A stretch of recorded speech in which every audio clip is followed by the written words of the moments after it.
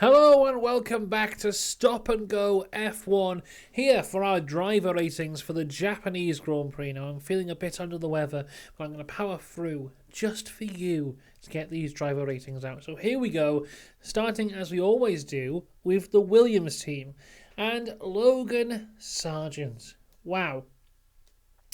Interesting one for Logan here. I think Logan Sargeant may have put in the worst possible qualifying performance in the history of Formula One.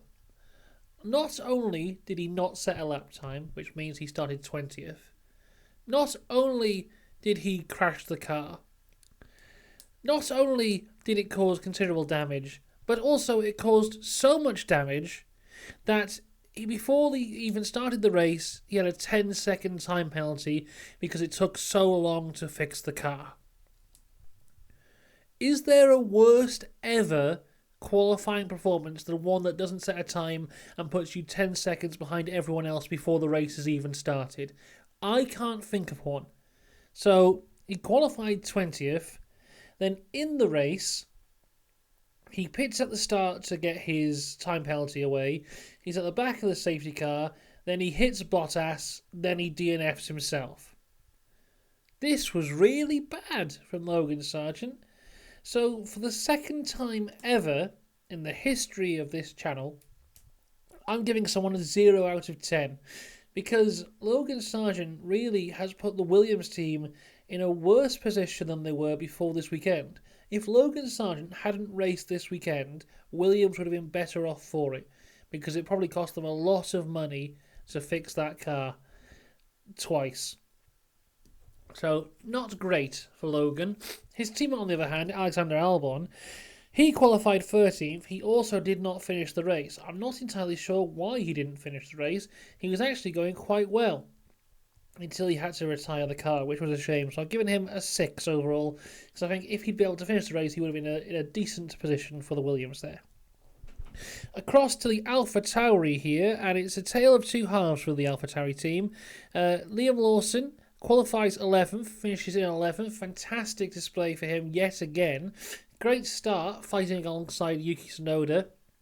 Really aggressive stuff, showing everyone why he should be in that seat next year. But yeah, finishes in the 11th. For the first time, I'm not going to give him a 10 though. I'm going to give him an 8. Because despite this still being a great performance, I think it wasn't his best performance that we've seen out of his 4 races. Probably his penultimate performance here. Looking forward to seeing what he does in Qatar. 8 out of 10 for him. Yuki Tsunoda, though, fantastic qualifying performance to get P9. But in the race, seemingly just went backwards. Finished the race in 12th, being beaten again by Liam Lawson. I'm going to give him a 7. Now, across the Haas team, and it's an interesting one for them, because you have Nico Hülkenberg qualifying in 18th, Kevin Magnussen in 15th. So, for the second week in a row, Kevin Magnussen out-qualifies Nico Hülkenberg. And then these guys really just benefited the most from just finishing the race. We had 5 DNFs in the end. Both Haas's would be the last of the finishing cars, and they seem to be quite a bit off the pace of everyone else. But because they actually finished the race, they finished in an okay position. It was 14th and 15th for the Haas's. So I've given them both... I've lost my place in the book here. No, I haven't given them both the same score. I've given Hülkenberg a 7 and Magnussen a 6, because Hülkenberg finished ahead of Magnussen. But, Magnussen was kind of screwed over because he was hit by Perez. So actually, I will give him the same score. 7 out of 10 for both of them. Great stuff. Cross to Aston now. Lance Stroll qualifies 17th. Another bad qualifying for him. But in the race itself was actually making up good positions and had a fantastic start. Was going really well. Was getting to look into like the bottom of the top 10. Maybe getting some points. And then he had to retire the car. It's just, this was actually Lance's best performance in a long, long time. And then he had to DNF the car. It was really quite a shame for Lance there. So I've given him a 6 out of 10 overall. Fernando Alonso, though, he qualified 10th, just keeping alive his streak of being in Q3 for every single race, the only person still to do that this season, and he finished it in 8th. So I think that is a good performance there for him. I'm going to give him an 8 out of 10 overall.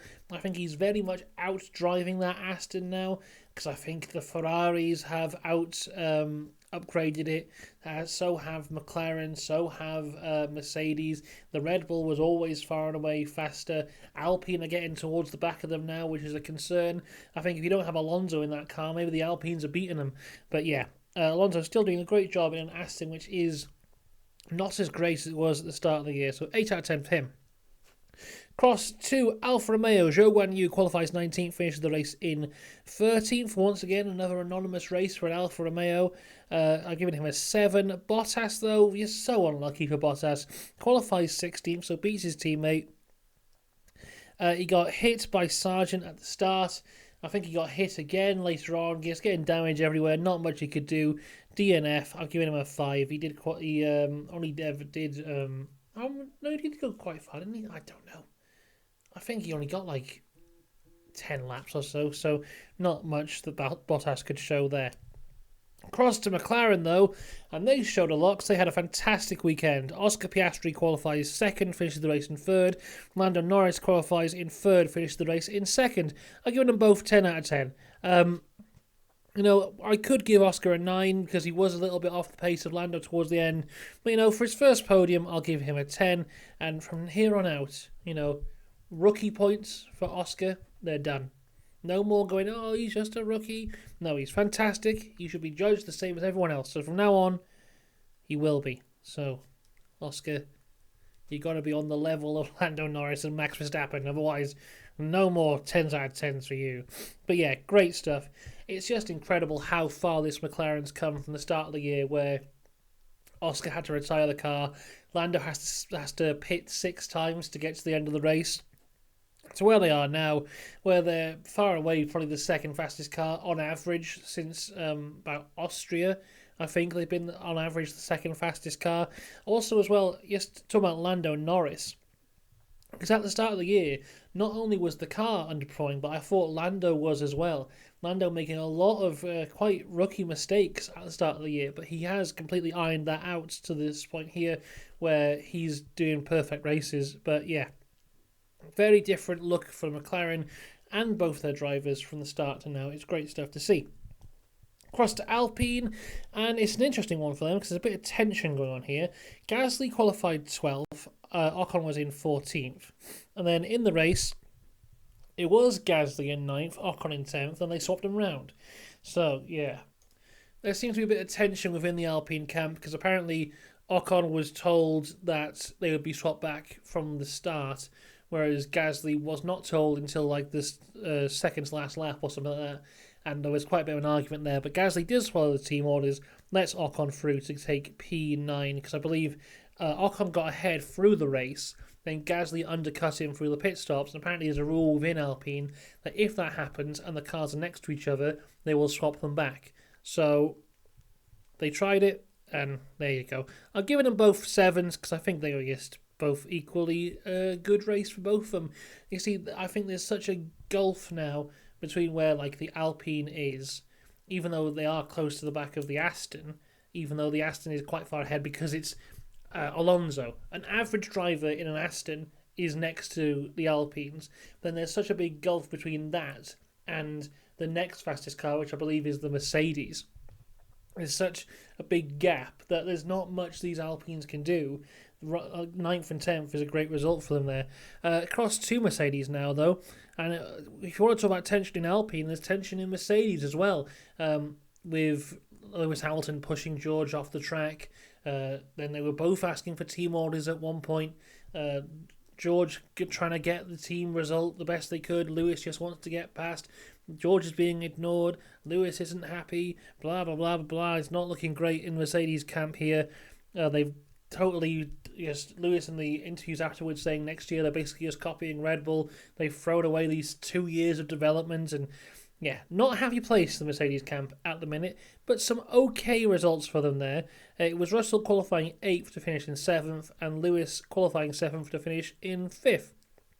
So I gave George 6, gave Lewis a 7. And then Ferrari. What a difference a week makes, because Carlos Sainz went from qualifying second, no, he qualified first, didn't he? Qualifying first and finishing first, to qualifying sixth and finishing sixth. And I give him a 7 out of 10 here. I mean, it's still an okay result for Carlos, but not really on the pace of what we've expected him since he came back from that summer break. You know, I've been talking about how good he was in the Dutch Grand Prix and the Italian and the Singapore. We went kind of back to the Carlos of the first half of the year here, not seeing him necessarily as feisty as usual, so a 7 for him. But Charles Leclerc, very much an anonymous race for him, really. Qualified fourth, finished the race in fourth. Didn't really get up to much. At one point thought he was going to be on the podium because he got past the Red Bull, not knowing it was Sergio Perez unretiring himself, and thought that Max Verstappen had broken down. But no, fourth and fourth for Leclerc. I think that's a very good result for him, giving him a 9. Across to the Red Bulls. Right, Sergio Perez qualifies fifth, so quite a good qualifying for Sergio, all things considered. Then he has the incident at the start of the race where he's a bit sandwiched between Sainz and Hamilton, and he gets damaged there, breaks his front wing. Not much he could do. Maybe it's a racing incident. I don't blame anyone for that one.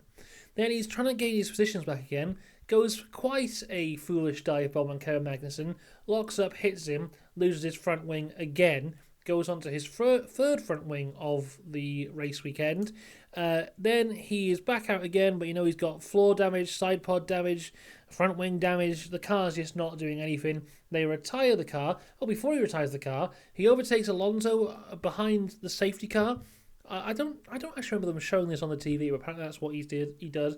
He got the 5-second penalty for the safety car infringement for that. He retires the car. And the car comes back out later on. They take the penalty off him. He retires the car again.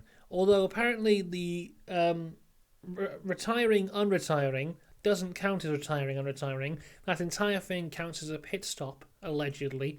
So that's a 43-minute pit stop for Sergio Perez on the day. All in all, I'll give him a 3 out of 10, because even though I think the first impact wasn't his fault, and if that hadn't happened, he probably would have had a much better race, I think, we've seen him do these races before where he comes from the back and does very well. And this just wasn't up to his usual standard today. So 3 out of 10 for Sergio. And finally, Max Verstappen qualifies first, finishes the race in first. Had a bit of pressure put on him from Lando Norris off the start, but after that was very much in a league of his own throughout the entire race. Fantastic qualifying performance as well. 6 tenths above everyone else. You can say, yes, he's in the fastest car, yes, he's doing this, yes, he's doing that, but at the end of the day, he's put a fantastic performance in as well, because you've got to remember, Sergio Perez is in the same car, qualified 5th and DNF twice. So there you go, Max Verstappen, once again, a 10 out of 10 performance for him. So, there are my driver ratings for the Japanese Grand Prix. We'll be back in 2 weeks for the Qatar Grand Prix, which is a sprint race weekend. But in between then, we'll have a video out this Friday here on the channel that I think you'll very much like. So make sure to subscribe for that one. And if there's any big news that comes out during the week, I'll be here on Saturday for your usual F1 weekly news roundup video. So all that and more to come, even when the F1 isn't on. Until next time, I've been Reese from Stop and Go F1, and I hope you have a great week. Goodbye.